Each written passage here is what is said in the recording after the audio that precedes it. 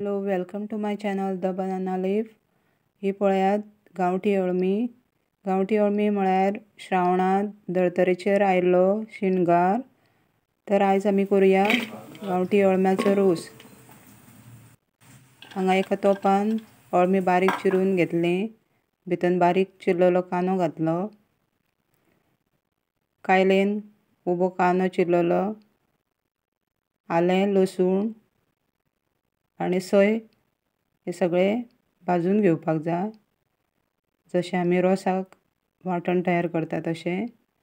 एका तोपान अळमी आनी कांदो तशेंच हळदी पिठो, मीठ हें उदक घालून शिजोवन घेवपाक जाय.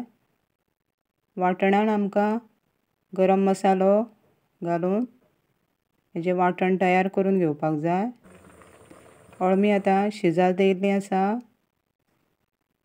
हें वांटलेलें वांटण आमी जाय तितलें उदक घालून पातळ करून घेवपाक जाय.